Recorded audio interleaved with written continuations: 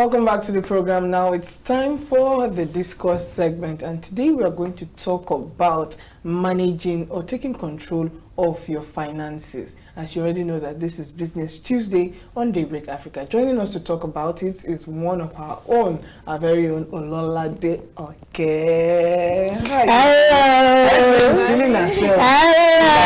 The Dabashi is still around. No, you know when you're being treated as a guest, not the normal AOP, you understand? Like you should treat me as a guest. And you know, at the end of the session, you just get the guest part. We have none. You want to do this thing for me, right? Yes, there's what Yoruba people call egbole. Something like that. I'll get my guest back at the end of the show. Nobody should come and do this thing. We'll see what we can do about it. That's our own discussion, our decision to make rather. And there's nothing you can do about it. We are on the power side this morning. This beautiful Tuesday morning, we're talking about taking control of your finances. Now, as we already know that a lot of things have happened in the past 5 months in Nigeria, or let's say 4 months thereabout, and we've seen how people are groaning. And aside the 5 months, we've seen a very drastic economic change in the country as a whole, where you find that the salary is not increasing, but the expenses are getting more. Things are getting more expensive. And you're wondering, how do I spend 66,000 the whole month with 2 children? Because 66,000 is still too much, because some people are earning like 30K. You're wondering how you want to manage your finances. What can I do to just make ends meet? Because we are in the times where you find that you understand the meaning of what they say when they say you make ends meet. Like just survive. Let me say it in pidgin. It's not reaching each other, but you are dragging it, you are pulling it to ensure that it aligns. Now, talking about managing our finances, a lot of people find it difficult to manage, not because they are excessive spender, not because they don't understand the importance of saving or what have you, but then I saw a post some time ago, and I'm sure we must have all seen that post where somebody says the savings I saved is what is now saving me. So it's not as if people are not taking measures, but in these trying times, especially for us as a nation, Nigeria, just last week we were told that we'll be paying part of our national debt as citizens of the country. So you would want to take preventive measures on how to manage your finances. So I'll let Ololade go first with the very first step or tip when it comes to controlling and taking control of your finances. Well, like you said earlier, there are so many people that are out there trying to make ends meet.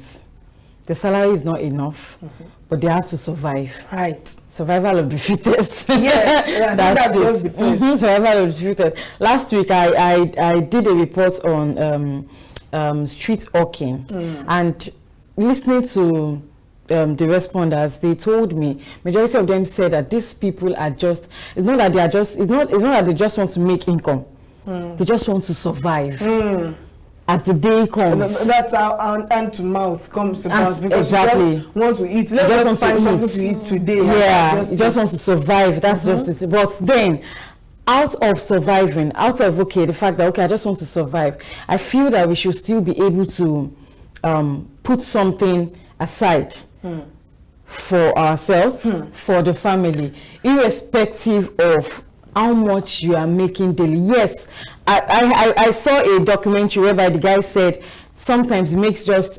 1,500 naira per day, and this is a grown-up man, and out of the 1,500 naira he has to eat out of it. And what caught my attention was he said he still saves something. He said he saves as low as 200 naira. Wow. After eating, trying to pay for where he sleeps with other people and all of that. You understand? So it's still, I think it boils down to being determined that I must save something. So everything now is making a budget. Even if you are okay, when we were in secondary school, and our parents give us maybe 100 naira, that this is the money you want to spend. You have to spend in school today after eating at home or after carrying food to school.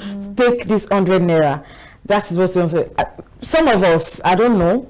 Some of us still have to save like 20 naira. Yes, I did. When I was in secondary school, from GSS3 till SS3, in fact, from GSS2 to SS3, my feeding it was 50 naira per day. And you know I usually would not spend it.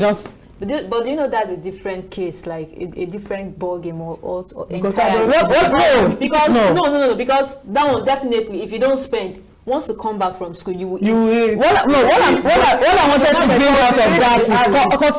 wanted to bring out of that was, if you were giving 100 naira or 50 naira, you would have calculated this in your brain that I'll buy this, and then I'll keep this. So it still boils down to, okay, earning 1.5 in a day or earning 30,000 naira per month. Draw a budget, have a plan. This is what I want to buy. This is what will feed us. It might not be what will certainly feed you, right, so to say, in a month, but this is what you can manage to afford for lights and all of that. And I want to, at least, let me just strive to save maybe like 2,000 naira, 3,000 naira. I think it's okay to have a budget. It's very, very okay. But you know, it's not everybody that can maintain it. If your salary is maintaining it's not just enough. Difficult as women on this program. If it's not enough, then it's not enough. Because even though you want to say, okay, you want to start keeping to 200, there will come a day where you will be like, oh, let me just use it. Maybe one need. But then you will be but you will see it will save you for that emergency. Exactly. But you already have those 200 naira there, and you can run to it. Imagine that savings during that emergency. I think what I want to add to what Ololade has said about keeping a budget is that a lot of us get carried away when we're buying things. I, for one, I can be like, I want to go and buy beverages in the supermarket or wherever, and I get there, I start buying things that you don't even you need them, but they are not like pressing needs. Exactly. Like what they taught us in economics that time, that's a scale of preference. What do you really need? What do you want? You know, I've seen someone, I know a certain person whose name I'm not going to mention. He made a decision sometime in 2020 to buy an iPhone X, because that was the latest, not really the latest. I think the 11 was even already out, but he just wanted to buy something close to the latest. And he bought the phone, he went starving for days. This boy will eat eba and egusi. He ate eba and egusi for months. Just because he could buy that phone, because he strongly believed that phone would give him an edge and give him because people rate you by the kind of device that you are. And this person went hungry for months to get this iPhone. After getting the iPhone, a month or 2 months down the line, you're asking me that is using Android for data to go and fly for you. Can you imagine? You want to ask yourself, why didn't you plan yourself? That was just a want. Like it didn't really need it. Exactly. So it's not supposed to be on the scale of preference. You support yourself for that long. This person I'm talking about cannot survive without office Wi-Fi. Can you imagine? If he could afford the phone, he could not. That's the thing. You see, there's a colleague of ours in Abuja. Her name is Sandra. She says something. She would say, for you to say you can afford something, it means you can buy the thing twice and still have change. Yes. So obviously he cannot afford it. He only strives to buy it. Either peer pressure or he just wanted to feel among like this maybe. But that's the thing. You shouldn't get carried away. Like just like Rachael said, don't get carried away. Majority of us I do it. Sometimes I go to the supermarket and I'm like, okay, I want to buy this, but I end up buying more. But most times now, what I do now is that when I want to go to the supermarket, like I already write it down. I cannot survive without writing. No, like, I write it down as much as write the price. Like, I'm not going to buy more than 2 cups of water. And that is what I'm going to do. And it really helps. If I cannot afford that 2 cups, then if I know that the next option is for me to buy potatoes, maybe that's what I want to eat that night. Then I settle for potatoes. It helps a lot. Let's move on to the second one. I think Esther should bring us that one. Okay, let me take it then. That's do not overspend. Now this is quite intertwined with what we just talked about, but it's a little bit different, because sometimes you could have a budget and you may not necessarily overspend, because when you have a budget, you might forget certain things and you just buy them. But there are people that they spend what they don't have, and that's how a lot of people end up in debt. I remember someone I was admonishing some time ago because he was in debt, and the guy was spending what he did not have. You know, when you are done spending your 50k salary, and now you are taking loans of 4k, 3k to send to your babe, to buy your babe shawarma, to buy your babe gari, to buy yourself ekpa, to buy yourself gugu, and before you know, you've gotten carried away. Before you know, you have like 20k debt. Now, by the time your salary comes in again, you first have to settle the debt with interest. Then you now have less than half of your salary, and you be forced to manage. Enough. Yeah. And people often get carried away with borrowing. Borrowing is a form of overspending, spending what you don't even have. It's one thing to have money and overspend. It's another thing to not even have the money and still overspend. It's two bad games that you don't want to play, because even when you have the money, like Ololade said earlier on, when Esther talked about managing money, you could have emergency.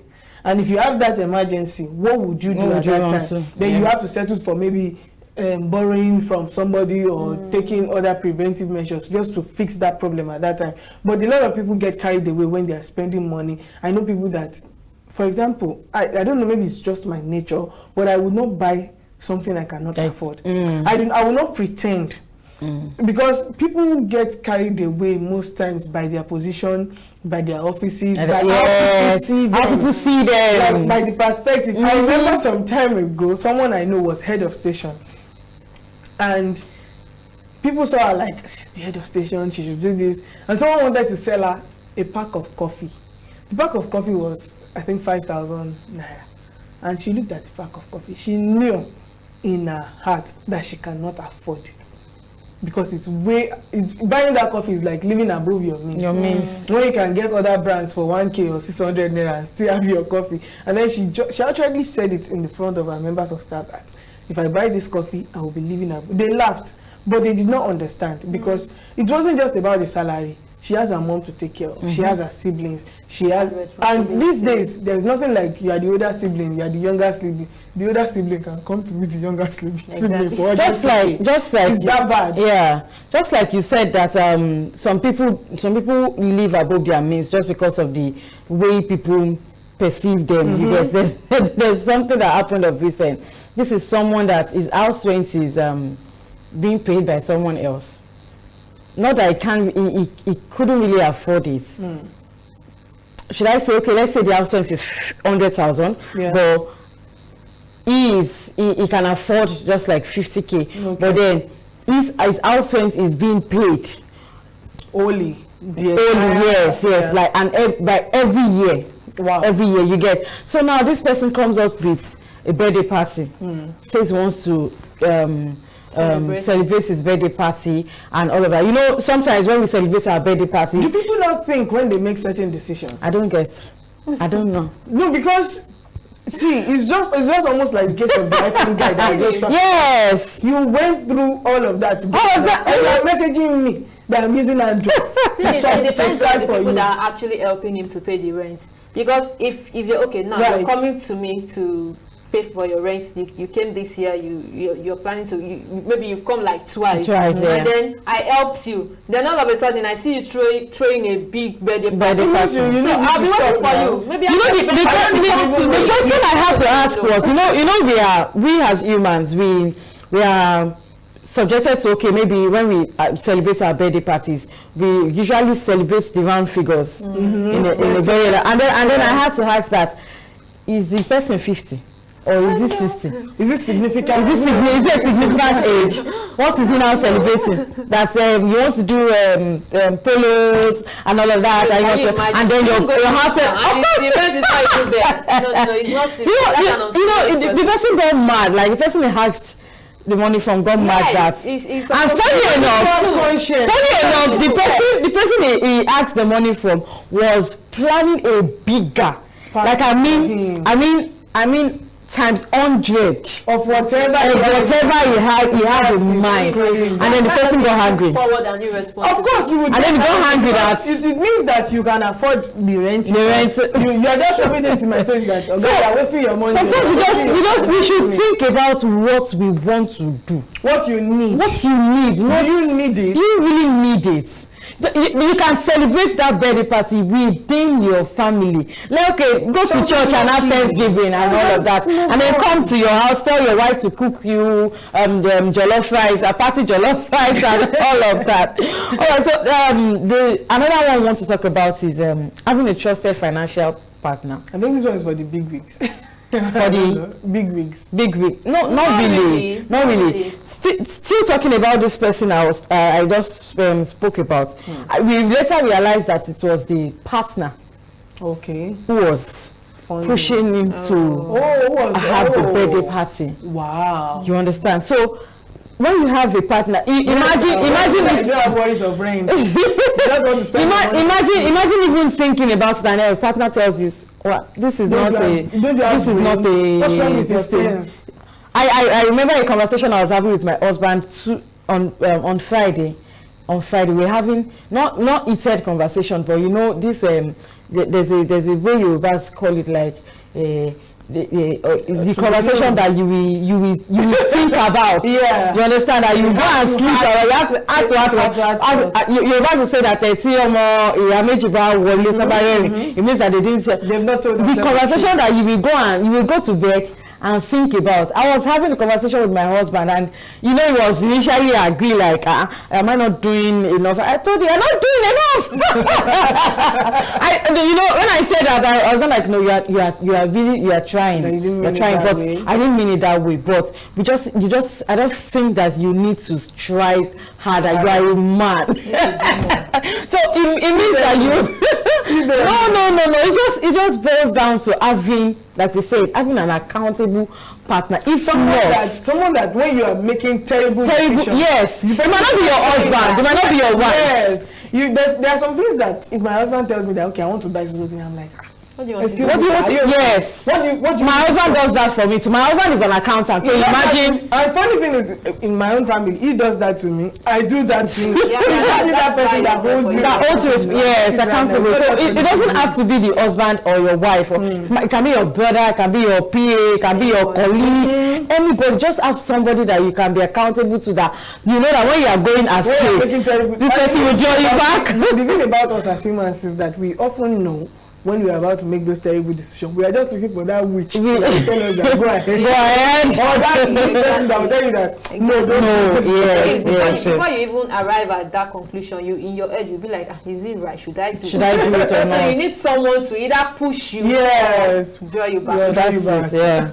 Okay, let's take one more before we go, and that's creating an emergency fund. I think we've talked about this at the beginning. But I want to elaborate on it that emergency fund might be different from savings.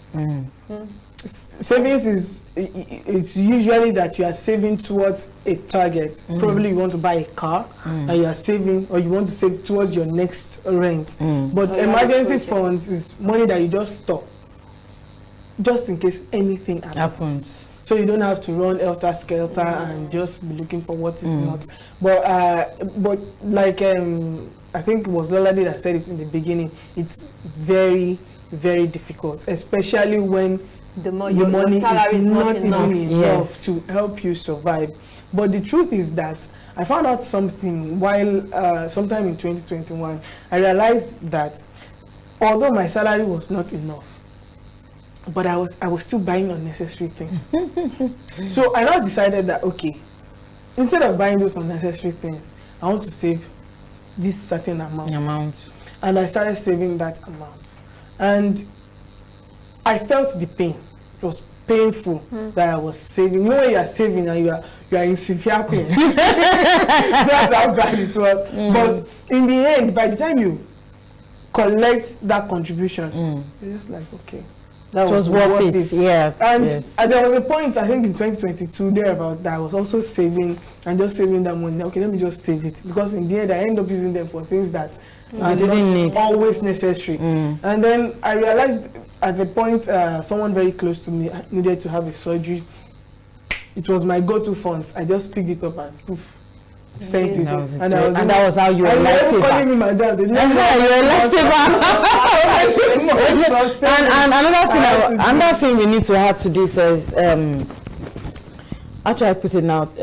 Like you said, you are saving. You know, some of us then, we used to have this colo in our house, but we will not take our eyes off it. You will still have to go there to break the colo and all of that.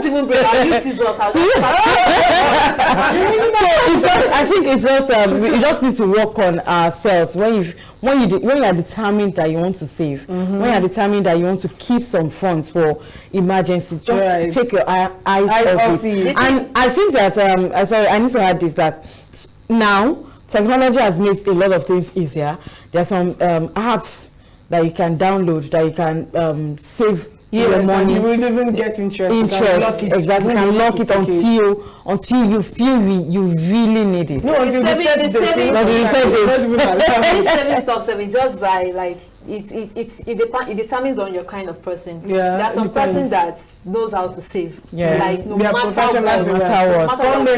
comes they will be seeing the money. The money will be in that account, but see, once I say I'm not touching this money, they won't touch it. That is my mom.